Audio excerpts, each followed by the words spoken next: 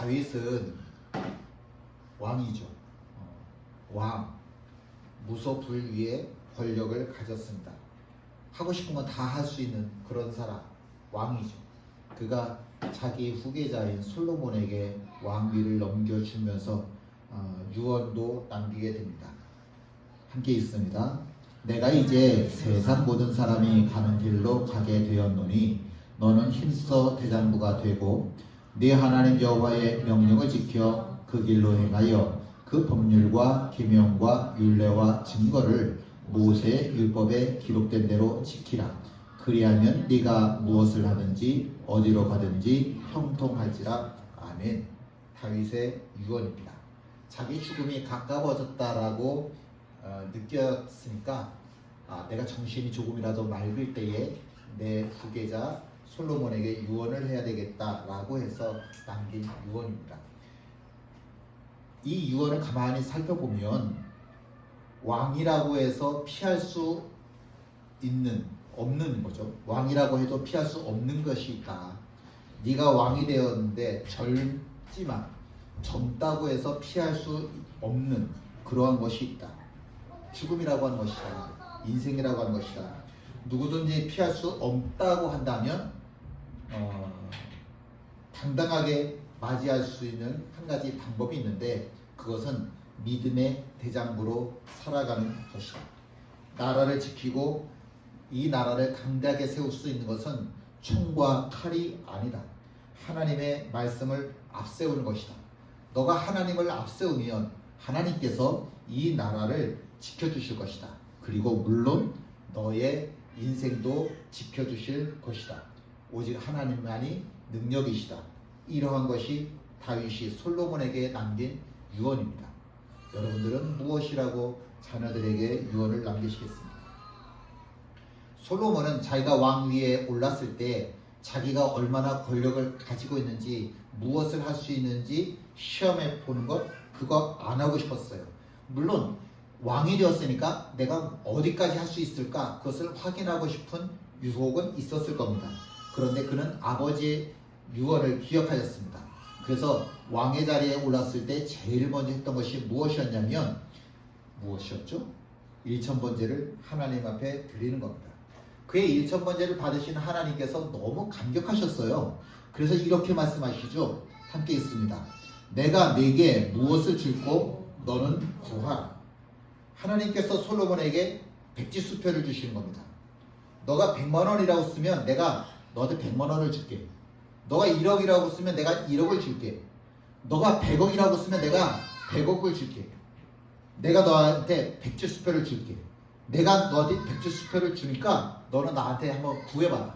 너는 나한테 무엇을 구하고 싶냐? 무엇을 구하고 싶으세요? 하나님께서 솔로몬에게 무엇을 너 나에게 구하고 싶냐? 라고 물어보셨더니 솔로몬이 이렇게 대답을 합니다. 함께 읽죠. 나의 하나님 여호와여, 주께서 종으로 종의 아버지 다윗을 대신하여 왕이 되게 하셨사오나 종은 작은 아이라 출입할 줄을 알지 못하고 주께서 택하신 백성 가운데 있나이다.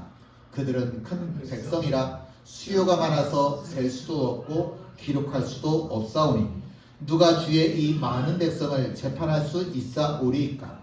듣는 마음을 종에게 주사 주의 백성을 재판하여 선악을 분별하게 하옵소서.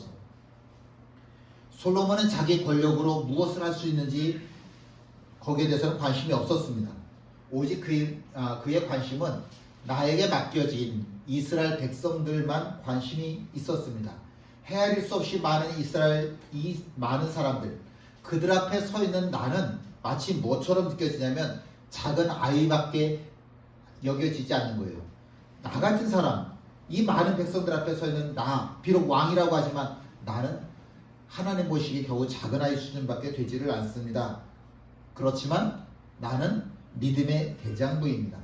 그래서 백지수표에 자기가 쓸 수 있는 가장 큰 액수를 썼는데 그 액수가 뭐냐면 듣는 마음이라고 하는 겁니다.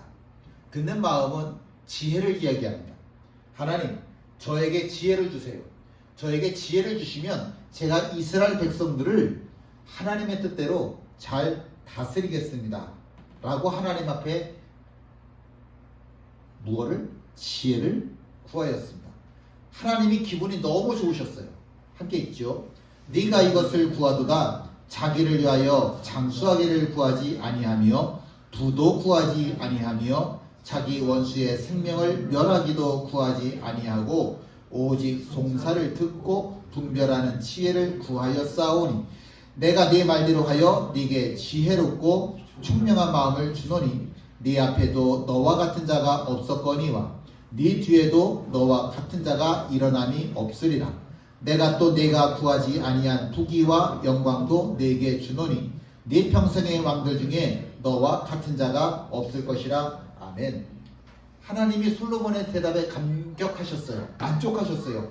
야, 너는 내가 무엇을 생각하고 있는지 내 마음을, 내 생각을 아는구나. 너가 내 마음을, 내 생각을 구하였어? 그렇다고 한다면 너가 구하지 않은 부귀 영화까지도 내가 너에게 줄게. 그래서 솔로몬은 3000년이 지나는 동안 가장 지혜로운 사람으로 손꼽히게 되어지고 가장 큰 부귀 영화의 상징으로도 손꼽히는 왕이 될 수 있었습니다. 장녀 두 사람이 같은 방에서 잠을 자게 되었습니다.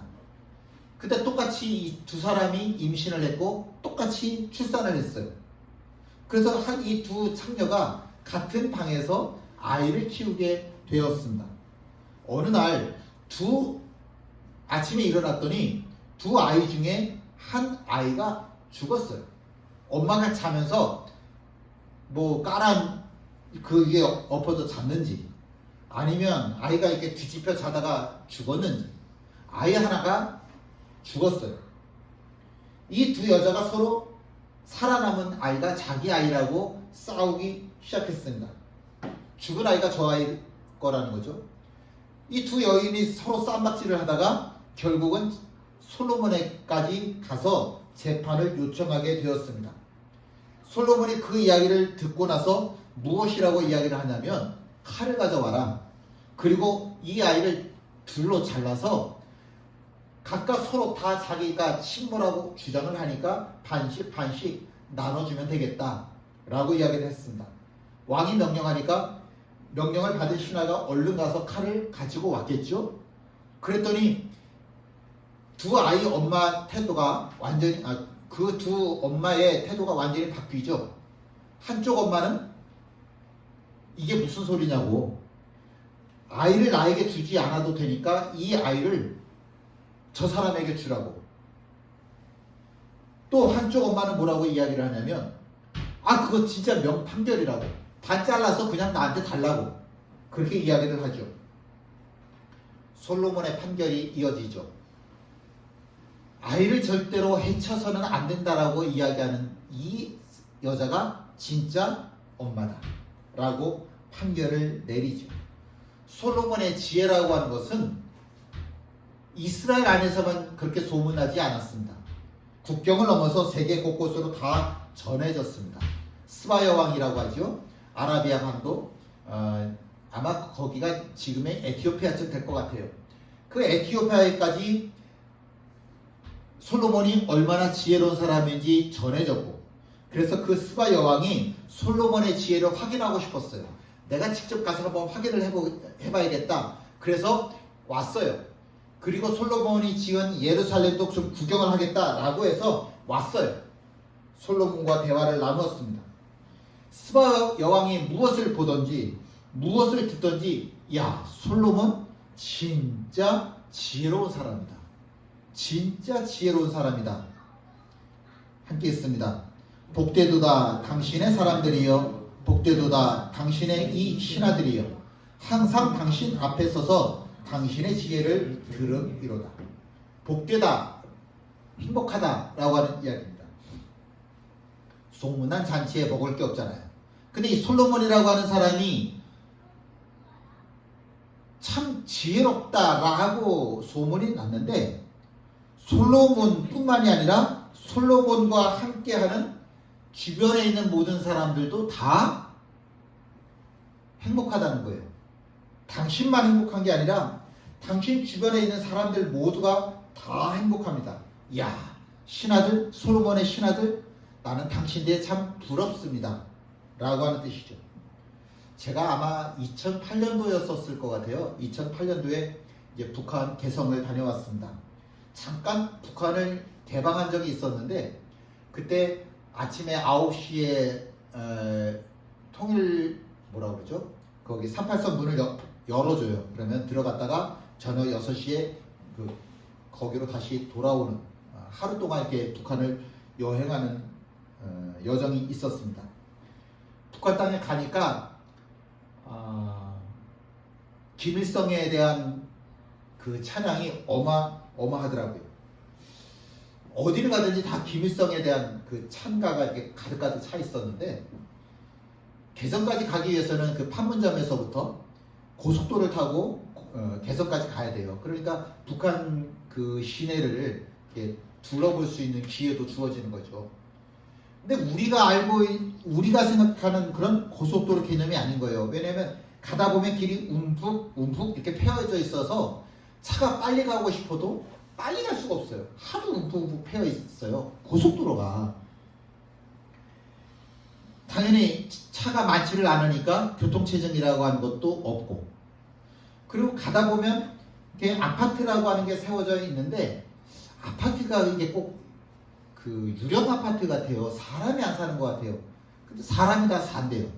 사람은 사는데 전기가 모자라서 승강기가 저 꼭대기까지 올라가다 멈춰버리는 일들이 많대요. 이 승강기 엘리베이터가 운행을 그렇게 많이 할 수가 없다고 그러더라고요. 어디를 가도 경제적으로 참 빈곤하다라고 하는 것을 느낄 수가 있어요. 제일 좀 놀랬던 것 중에 하나는 김일성 동상이 어마어마하게 커요. 우리가 생각하는 것 이상으로 어마어마하게 큰데 반드시 사진을 찍을 때는 조건이 있어요. 우리 키가 김일성 동상보다 크면 안 돼요. 그리고 우리 키가 김일성 발 밑에 있어야 돼요. 제가 사진을 찍었는데 제 키가 김일성 동상보다 요만큼 높았거든요. 그랬더니 그 사진을, 카메라에 있는 사진을 다 한 장서부터 1000장까지 다 검열을 해요. 다 검열을 하는데 제 키가 김일성 동상 발보다 요만치 돼 있으니까 저보더니 지우시라요 그러더라고요. 그래서 얼른 지웠어요. 안 지우면 큰일 날 것 같아가지고 얼른 지웠어요. 그렇게 김일성에 대한 찬가가 많아요. 그런데 그 김일성에 대한 찬가를 이야기하는 이 사람들이 공통적으로 하는 이야기가 자기네 북한은 지상 낙원이래요. 저희가 여행팀 이제 버스가 가면 거기 가이드가 이제 한 사람씩 타잖아요. 근데 저희 가이드 했던 사람이 의사예요. 의사인데 돈이 없잖아요. 돈을 벌 수가 없으니까 그 의사인데도 불구하고 그 차 가이드를 하더라고요. 그런데 자기네 하는 얘기가 우리는 지상 낙원이래요. 근데 우리 이렇게 다니면서 봐도 참 없다. 진짜 없네. 진짜 없네. 이런 게 다 보이는데. 근데 그 사람들은 하는 얘기가 자기네는 지상 낙원이라 이야기를 하더라고요.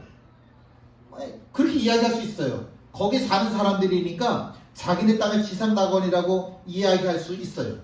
그런데 지상 낙원이라 이야기한다고 해서 불행이 행복으로 변화해지는 건 아니잖아요. 솔로몬과 함께하는 사람들은 안을 봐도 밖을 봐도 무엇을 보든지 간에 참 복되더라고요. 무엇을 보든지 간에 참 복되더라고요. 솔로몬 자신이 너무너무 행복하니까 솔로몬을 하나님께서 복되게 하시니까 솔로몬도 복되고 솔로몬과 함께하는 모든 사람들도 다 복되더라고요. 이스라엘에는 두 개의 강이 큰 높은 산이 있어요. 저 북쪽에 보면 헬몬산, 뭐 영어로 쓰면 뭐 발음을 이렇게 해도 되고 저렇게 해도 되니까 헐몬산이라고 이야기하는 분도 계신데 어쨌든 헬몬산이라고 하는 것이 저 북쪽에 있어요. 그 헬몬산은 만년설이라고 그래요. 눈이 안 녹는데요. 중동 지역인데 1년 내내 40도, 50도 올라가는 그런 중동 지역인데도 불구하고 근데 만년설이 있다라고 이야기할 만큼 산이 높아요. 근데 만년설은 아니고 어쨌든 한 겨울에는 그 헬몬산에서도 스키를 탈 수 있을 만큼 눈이 있는 건 맞아요. 이 만년설이라고 이야기할 만큼 헬몬산에 눈이 얼마나 많은지 그곳에서부터 끊임없이 물이 계속해서 흘러 들어가는데 그 흘러 들어가서 만들어진 강의 이름, 호수의 이름이 뭐냐면 갈릴리죠. 그 갈릴리의 물이 얼마나 헬몬산으로부터 많이 오는지 이스라엘 사람들이 다 식수로 쓸 만큼 굉장히 많은 양의 물이 이 헬몬산으로부터 갈릴리로 계속해서 쏟아져 들어옵니다. 그래서 사시사철 이 갈릴리 주변에는 늘 푸르러요. 이 갈릴리 주변에 가면 그 어디를 가도 야 여기가 사막이 있는 중동 지역이야? 도저히 믿어지지 않을 만큼 갈릴리 주변은 언제나 그렇게 풍요로움을 느낄 수가 있습니다. 그 갈릴리의 물이 어디로 가냐면 사해라고 하는 곳으로 강물줄기를 만들어서 계속해서 흘려보내요. 근데 신기하게도 사해 주변에 가면 사해 가까이 가면 갈수록 생명의 그림자가 참 없어요. 물론 지금은 워낙 그 관수 시설이라고 그러죠. 물을 끌어오는 시설이 잘 돼 있어서 이스라엘 사람들이 어느 정도냐면요. 이 길가에 그 꽃들이 굉장히 많고 나무들이 많아요. 근데 물이 있어서 꽃이 있고 나무가 있는 게 아니라 전부 다 어디서부터인지 갈릴리서부터겠죠. 호수를 다 연결을 했어요. 구멍이 송송송송 나 있는 그 호수를 다 끌고 와서 길거리마다 전부 다 꽃과 나무들이 많아요. 그것이 없다고 한다면 사해 주변으로 가면 갈수록 전부 다 죽음의 기운만 가득합니다. 사해 가면 소금기만 있지 전혀 생명체 찾아볼래야 찾아볼 수가 없어요. 물이 있다고 한다면 당연히 생명의 기운이 있어야 되지 않겠습니까? 우리가 4대 문명이라고 그러잖아요. 뭐 황한 문명, 무슨 오리엔트 문명 이런 것들. 그런 문명이 이루어지기 위해서 필수 조건이 뭐예요? 물이죠. 강을 끼고 있어야만 반드시 사람들이 모여 살고 문화가 만들어지는 거니까. 문명이 만들어지는 거니까. 근데 물이 있는데 사해라고 하는 물이 있는데 물이 죽은 물이니까 그곳에는 사람들이 모여서 살고 싶어도 살 수가 없는 겁니다. 갈릴리와 사해를 구분 짓는 것은 굉장히 간단한 이유가 하나 있습니다. 갈릴리는 내가 100개의 물을 받았으면 100개의 물을 다 흘려보내요. 절대로 이거 내 거야. 그리고 이렇게 껴안고 있으려 하지 않습니다. 받으면 받은 대로 다 100% 나눠줘요. 그게 갈릴리 바다의 특징입니다. 그런데 사해 바다는 물을 늘 받기만 해요. 100개를 받았으면 100개 다 그냥 자기가 받아요. 절대 나눠주려고 하지 않아요. 받기만 하다가 배 터져 죽은 데가 사해라고요. 아무것도 나눠주지 않고 나 혼자 다 갖겠다라고 하는 거, 그건 절대로 복이라고 이야기할 수가 없습니다. 솔로몬은 하나님께로부터 복을 받은 사람입니다. 그가 받은 복이 세상 끝까지 흘러가기 때문에 솔로몬은 우리가 축복의 통로라고 이야기해도 괜찮습니다. 우리 모두가 다 그렇게 살아야죠. 우리 모두가 생명의 통로가 돼야죠. 우리 모두가 축복의 통로가 돼야죠. 자꾸 나눠줘야죠. 하나님의 복을 받은 사람의 특징은 받은 것을 나눠주는 사람입니다. 받은 것을 나눠줄지 모르는 사람은 그가 재산을 얼마를 갖고 있던지 간에 그 사람은 마귀의 축복을 받는 거예요. 세상의 축복인 거예요. 하나님의 축복은 내가 하나를 받았으면 하나 기꺼이 나눠줄 수 있는 사람, 그게 하나님의 축복의 사람의 특징입니다. 아브라함이 복을 받으니까 어떻게 됐다고요? 그의 가정이 복을 받고, 그의 가정이 복을 받으니까 가문이 복을 받고, 가문이 복을 받으니까 세계가 복을 받더라고요. 복이라고 하는 게 아브라함 혼자 잘 먹고 잘 살라고 주신 것이 아니라 가정이 잘 되어지고, 가문이 잘 되어지고 나라가 잘 되어지고 민족이 잘 되어지고 세계가 잘 되어지는 그게 하나님의 복의 특징입니다. 솔로몬이 그러하였다라고 하는 거죠. 인생이 제가 길지 않은 인생 살아봤지만 이게 그렇게 긴 것 같지 않아요. 제가 어제도 그제도 두 번이나 연속해서 들었던 참 충격적인 소리가 있었는데 저보고 어르신 그러더라고요. 그래서 깜짝 놀랐어요. 내가 무슨 어르신이야? 제가 어딜 가서 그렇게 보여요. 근데 어쨌든 살다 보니까 60이라고 하는 나이가 이제 가까이 있더라고요. 예전에 정말 예전에 선배 목사님이 나 목회 30년이야. 그래서 잔치를 여셨어요. 잔치를 여셔서 자기 후배들 다 불러가지고서 밥을 거하게 한번 대접을 하셨거든요. 근데 제가 내년 4월 달에 중부위원회에서 목회 30년이라고 표창을 받아요. 금배지 이렇게 조그만 거 반돈짜리 하나 받아요. 제가 벌써 그 시간이 됐더라고요. 뭐 그렇다고 제가 내년에 잔치를 하겠다는 얘기는 아니고 어쨌든 제가 벌써 그런 시간이 됐더라고요. 저는 언제나 30년, 40년 목회를 할까 그런 생각을 했었는데 그때 선배 목사님이 뭐라고 말씀하셨냐면 목회하다 보면 금세 30년이 되고 금세 40년 되는 거야. 그렇게 얘기를 하더라고요. 그렇게 얘기를 해주셨는데 벌써 저도 나 은퇴 후에는 뭘 해야 되지? 그런 생각을 하는 나이가 됐습니다. 가장 복된 인생이라고 하는 것은 축복의 통로가 되는 인생입니다. 젊어요? 젊어도 축복의 통로로 사는 게 그게 진짜 복을 받은 사람의 모습이고 나이가 들었어요? 나이가 들어서 내가 축복의 통로로 사는 게 그게 진짜 하나님의 복을 받은 사람이죠. 그렇게 사십시오.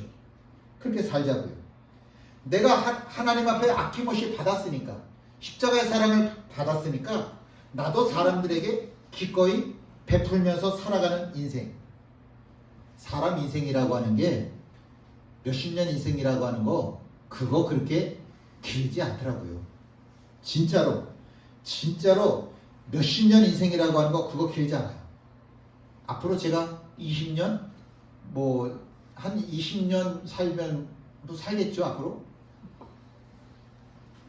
지금까지 살아왔던 인생도 그렇게 금방 지나가는데 앞으로 10년 20년 그까짓 거 금방 가요. 금방 갑니다. 그런데 고작 그 70년 80년 살아가는 우리 인생 동안 다른 사람 아프게 하고 다른 사람 힘들게 하면서 살 필요 없잖아요. 그 짧은 인생 살아가는 동안 몇 년을 살든지 간에 할 수 있으면 좋은 말 해주고 할 수 있으면 내 손 한 번 더 내밀어주고 할 수 있으면 아프고 힘든 사람 위해서 기도 한 번 더 해주고 그러면서 살아도 축복하면서 살아도 우리 인생 그렇게 길지 않아요. 근데 그 짧은 인생을 살면서 왜 그렇게 원망이 많고 왜 그렇게 불만이 많고 물론 힘들죠. 물론 힘들지만 그렇다고 해서 내가 축복 베풀고 내가 감사하지 못하면서 살아야 될 이유가 어디 있겠습니까? 사도 바울이 세계 복음화를 위해서 그렇게 전도 여행을 했잖아요. 그리고 1년 아니면 2년 후에 돌아와서 자기를 선교사로 파송하였던 안디옥 교회 그 모든 교인들을 모아놓고 전도 보고 집회를 하는 겁니다. 너무너무 하고 싶은 이야기들이 많았겠죠. 너무너무 하고 싶은 이야기들이 많았을 거예요. 1년 2년 동안 얼마나 일들이 많았어요. 내 이야기를 해도 모자랄 시간이었는데 자기 이야기 하지 않았어요. 하나님이 어떻게 일을 하셨는지 그 이야기를 하기에도 참 짧은 시간이었습니다. 그 이야기를 할 때 늘 관점은 어디였냐면 잘하였도다 착하고 충성된 종아. 우리 모두가 결국에는 하나님 앞에 서야 되는 인생이니까 내가 그렇게 하나님 앞에 서야 될 때 잘하였도다 착하고 충성된 종아. 그렇게 말씀하시는 하나님 앞에 서 있는 그 하나님의 관점으로 이 모든 이야기들을 이야기하는 겁니다. 그랬더니 사람들에게는 그 모든 이야기들이 다 은혜가 될 수밖에 없었겠죠. 죽을 가운데서도, 죽을 자리에서도 하나님께서는 일을 이루어 가셨으니까 얼마나 듣는 사람들이 은혜를 받았겠습니까? 여기서 제자라고 하는 말은 사도 바울을 파송하였던 수리아 안디옥 교인들을 이야기합니다. 사도 바울은 이 사람들과 함께 있는데 아마 1년 정도 교회에서 다시 돌아와 수리아 안디옥 교회에 돌아와서 1년 정도 목회를 했던 것으로 보입니다. 28절을요. 제자들과 함께 오래 있으니라 이 말씀을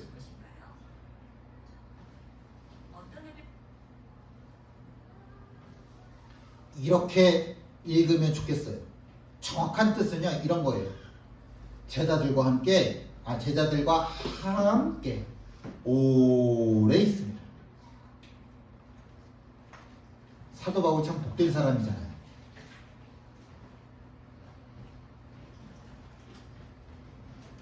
사도 바울 참 복된 사람들이잖아요. 그러니까 이거를 이런 식으로 읽으면 돼요. 복되도다. 오랫동안 바울과 바나바와 함께 지내는 안디옥의 교인들이요. 행복하도다. 오랫동안 바울과 바나바와 함께 지내는 이 사람들이요. 하나님이 함께 하시는 사도 바울과 바나바잖아요. 사도 바울만 복된가요? 이 사람들과 함께하고 있는 예수쟁이들이 복되지요. 사도 바울과 바나바라고 하는 두 사람이 하나님께서 세우신 축복의 통로입니다. 하나님의 완전한 도구잖아요. 그 사람들 옆에 있는 예수쟁이들도 그래서 참 복되고 복된 사람이라고 하는 겁니다. 저는 정말 축복의 사람이 되고 싶고 저는 정말 하나님의 도구가 되고 싶은데 그래서 저와 함께하는 여러분들이 복이 되면 좋겠어요. 그래서 우리가 제가 형제교에서 목회할 수 있는 시간이 이제 12년 남았는데 그 시간들이 복이 되면 좋겠어요.